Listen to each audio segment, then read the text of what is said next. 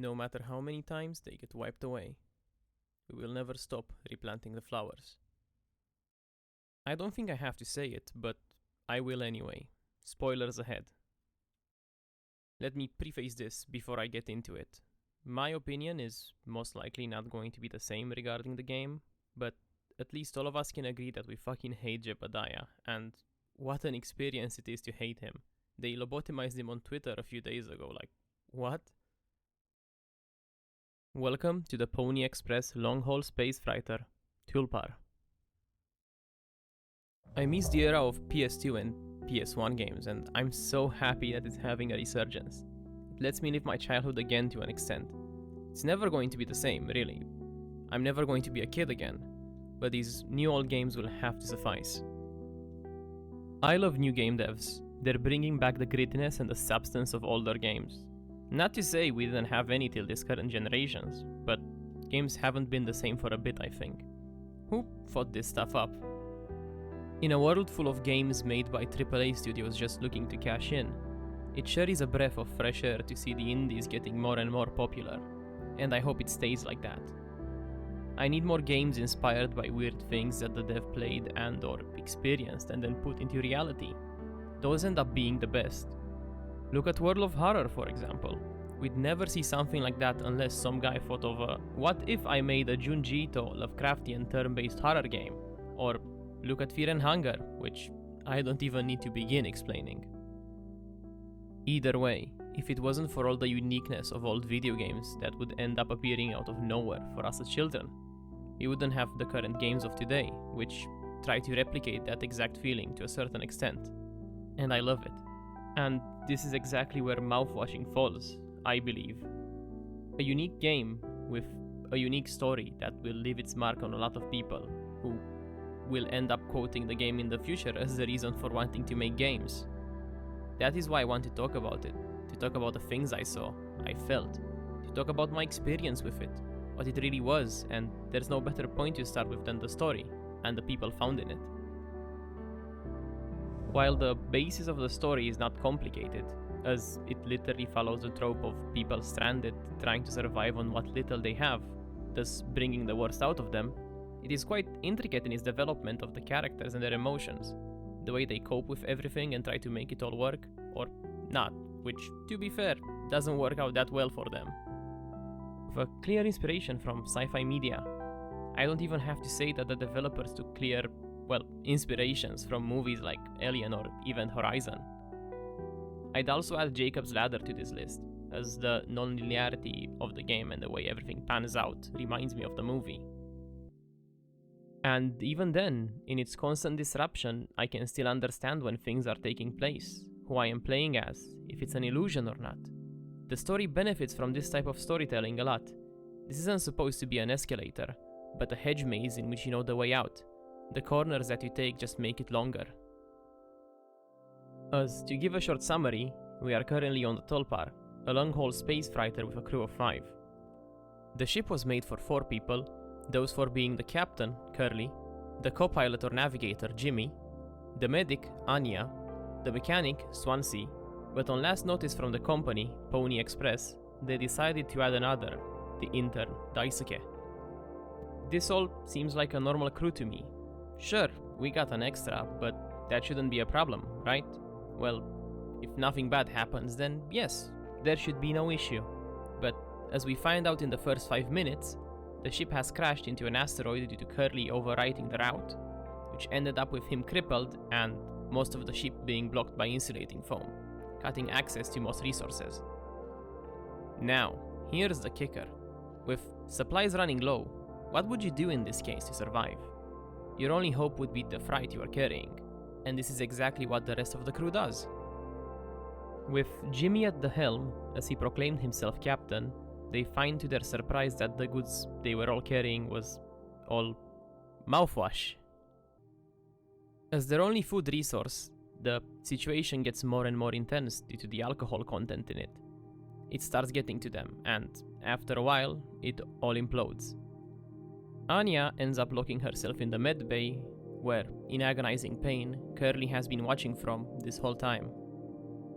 During this period, Jimmy had tried to get Swansea to help, as the only other way inside the medbay was through the broken vent that was connected to the mechanics room, where all the cryopods are, which were all broken during the crash. He decided not to, and honestly, props to him, especially for what Jim Bob is going to do next. Instead, this fuck Jimmy coerces Daisuke to help, and together, after finding the last bottle of rubbing alcohol in the ship, make a cocktail for Swansea to knock him out, who, well, of course, drinks it. The two enter the mechanics room, which this whole time they thought was full of foam, and inside they see that one of the pods is still working, leading Jimmy to believe that Swansea was keeping the only functioning one for himself. With this information on hand, Jimmy convinces Daisuke to crawl through the broken vent, who ends up getting severely mauled in the process. With their only choice of an antiseptic being the mouthwash, they use it on poor Daisuke, whose wounds are now festering. In a moment of insanity or lucidity, I'm not really sure either, Swansea, who had started to care for Daisuke ever since he was brought on, decides that the only way to curb his pain is to give him mercy, and, with a single hit, ends his life with an axe to the head. Swansea, seeing as this is the only way now, turns on Jimmy and starts chasing him with the axe. Now, we get to the flashbacks leading to the crash, in which we end up finding out multiple things. We find out that the crew was scheduled to be fired and for Curly to be promoted following the end of their course. As the captain, he ends up telling everyone, and of course no one likes it, no one wants to be fired, but the one who took it the worst was Jimmy, who ends up lashing out at his best friend. We also end up finding out in dialogues between Curly and Anya that she is pregnant with Jimmy's child, and that she was assaulted by him. Curly, as the captain, but also as Jimmy's friend, tries to calm down the waters, but he really can't. Anya ends up telling Jimmy, and I want you all to guess where this is going. A man who has always been in the shadow of his friend, who goes from admiring him to envying him, loathe him even, who sees him interact with the woman he likes, who was just told that he will get fired and that his friend will be promoted. What does he end up doing? He tries to take it all for himself. Jimmy finally cracks, and at the heights of all of this, does the unthinkable. It wasn't Curly who overrid the course to crash the ship, but Jimmy. Fucking Jimmy. Envious piece of shit Jimmy. Curly tries to stop it, but he eventually gets mauled as the ship crashes. He tried to be a bystander before by only ever looking at the bigger picture as to not hurt anyone. So, he will get to be one forever. Exiting the flashbacks and back to the present, we find that in the medbay, Anya had died from overdosing on painkillers. In a manic moment, Jimmy gets the emergency gun and kills Swansea. Only the bestest of friends are left now, Jimmy and Curly. And what do best friends do? Throw a birthday party, of course, and let's make sure all of our friends are there as well, even if they're corpses now. Curly's leg is now the cake, and in a moment of cannibalism, of course there's cannibalism, it is, well, you know, eaten. At least this way they will get to be together forever, right? Considering that he is insane now, Germain starts having visions. Visions of guilt specifically. He was never able to take responsibility for anything, so it is now finally haunting him, and there is only one way to do it. One way to redeem yourself. Keeping the person closest to you, the one you loved and admired the most, alive. Jimmy takes Curly to the cryopod and places him in, apologizing for all he has done, but it is far too late. He couldn't fix it. As Curly begins to be put into cryosleep, Jimmy takes the coward's way out, but not in his eyes. In his eyes, he finally took responsibility. Wow, okay, that was a mouthful, but at least we have the story panned out now. Playing this game was surreal in a way that I can't explain. But before I go into it, I think I'm better off explaining the characters too, at least in the way that I see them. Let's start with the captain himself, Curly. Curly reminds me of myself.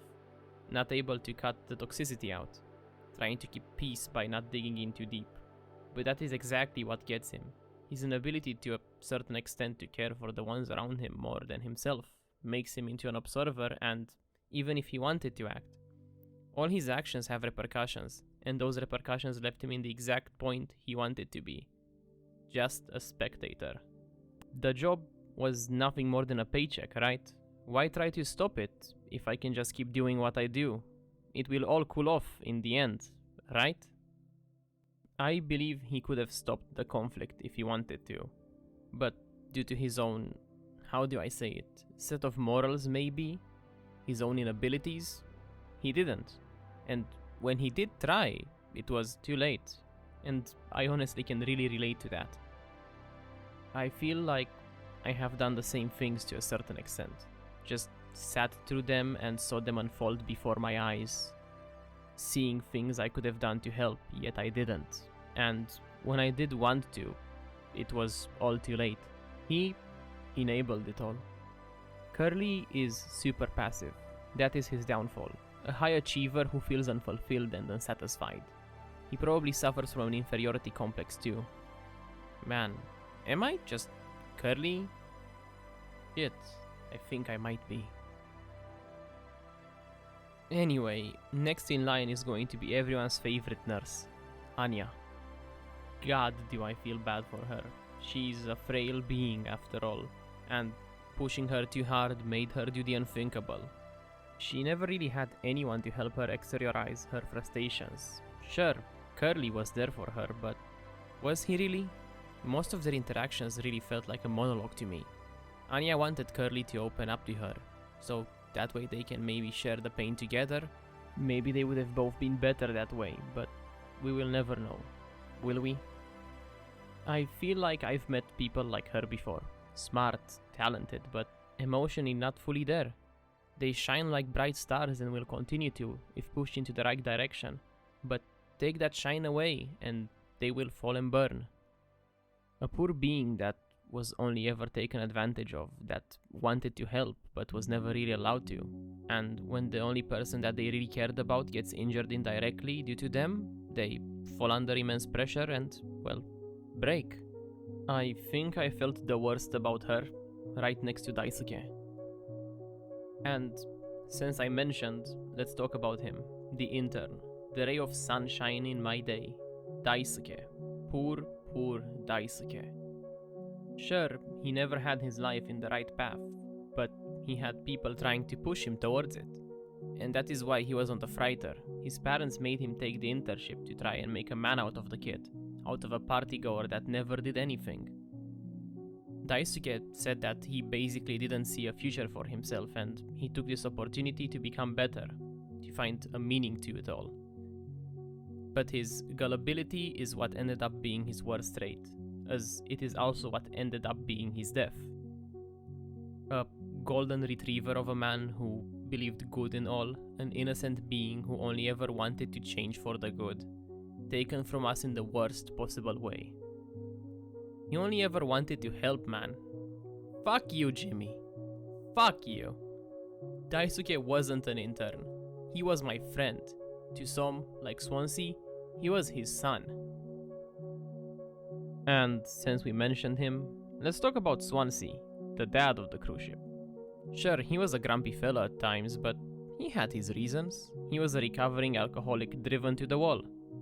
He had a life outside of the ship, wife, kids, a sneaker collection. He was a normal dad through and through. He wasn't like Kazuya Mishima for sure. Swansea wasn't mean for no reason, I believe. I just think it was part of his nature, his personality. He was grumpy, but he wasn't really wrong. He was complaining about Daisuke, but not in a manner that put him down. He was caring for him and wanted to see him do better. And that is why when he finds Daisuke hurt, he snaps. To see the intern he basically brought up, who he thought of as his son, writhing in pain, he couldn't take it. So he gave him mercy.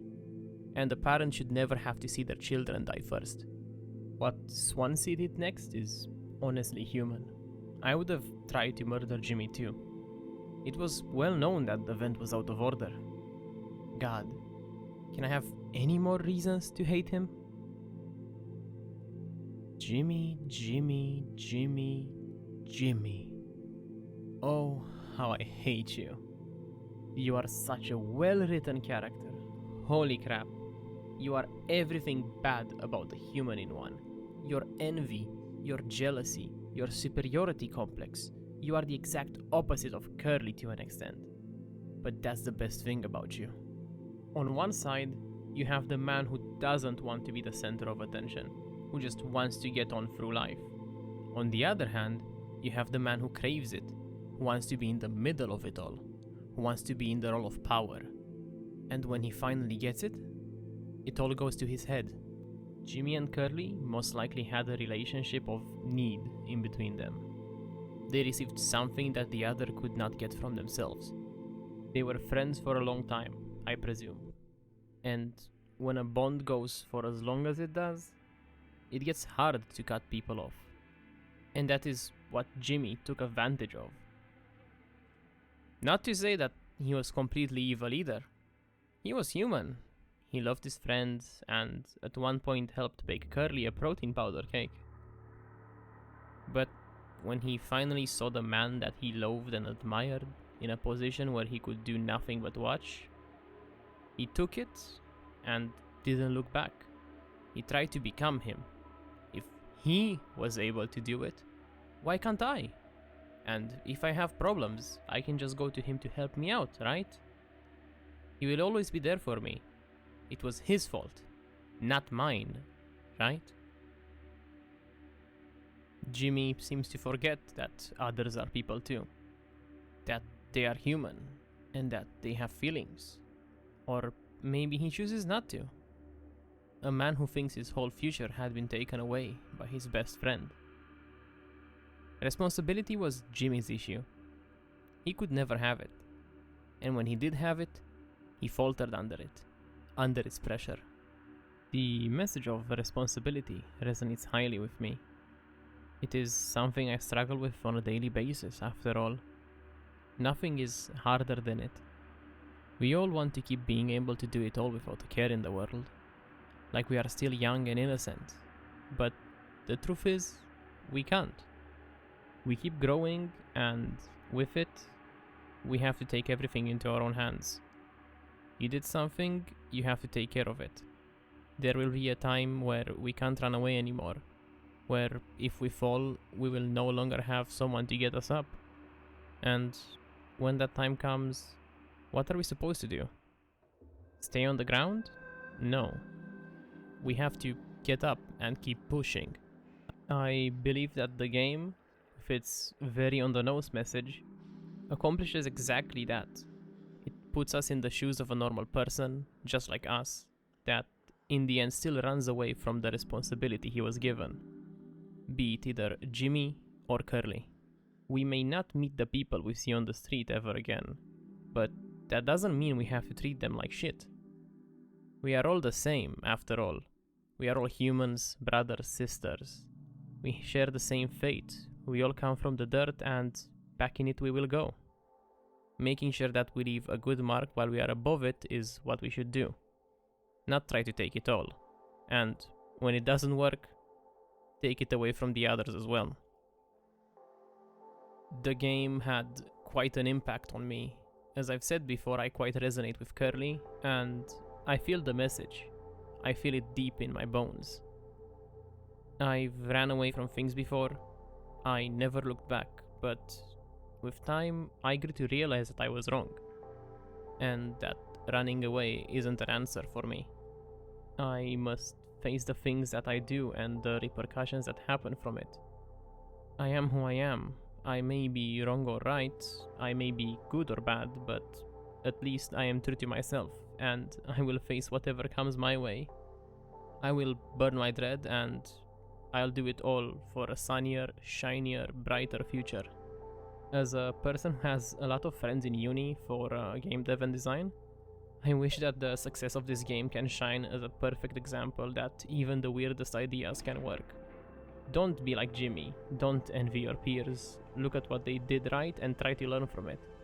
As I try myself, and as I hope others do too. I believe one of the developers, Kai Moore, said it perfectly in an interview for Everything is Permitted. We just say things we want to say, explore what we want to explore, and hope that it helps us never end up on a ship transporting nothing but mouthwash across the galaxy forever.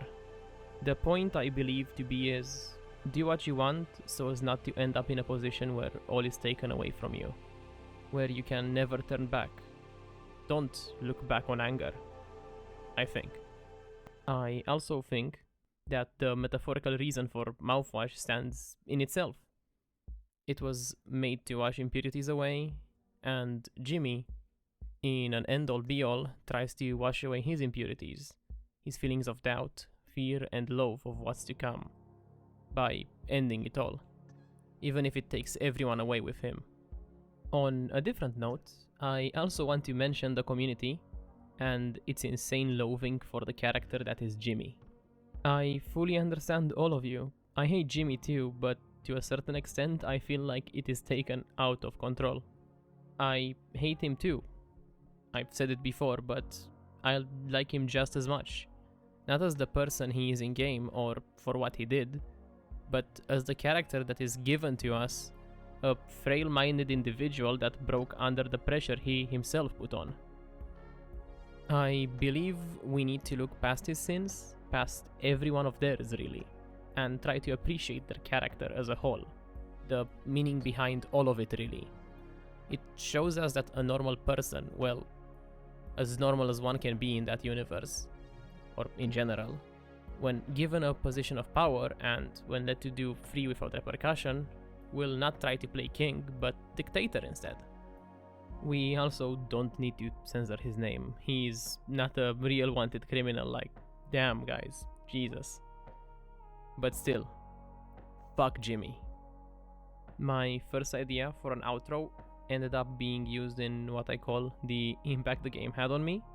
So now all I'm left with is fleeting emotions.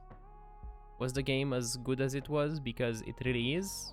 Or was it because I found it in a moment of self-doubt, of weakness, which ended up making the journey better?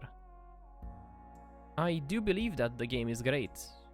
The way they put everything together is exactly what I expected from a game called Mouthwashing, and it did make me want to use Listerine after. I also believe that the game is enhanced by the state of mind and life I was in while playing it.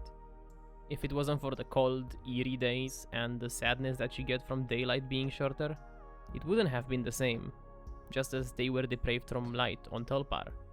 Well, at least they had human interaction, so it wasn't all that bad. All of this combined ended up bringing out an experience that I will never forget. How could I ever forget, really? This is going to be the only thing I will ever think of every time I touch my bottle of mouthwash. It's just like how a single anime can forever change how I feel about a song. Before it was nothing but a romantic ballad, as I never paid attention to its lyrics. But after, it was nothing but pain, sadness, and guilt. I Want to Stay at Your House will never be the same. Mouthwashing is an incredible experience that is worth all of its money. It is as long as a movie is, and oh my god, did it feel like one. I only hope for the best for Wrong Organ in the future, and that their next project will be just as thought-provoking as this one. To everyone else, I hope you all have a Merry Christmas and Happy Holidays. This is probably going to be my longest video to date. I poured my heart out into this one, and I hope all of you will have enjoyed it. Goodbye.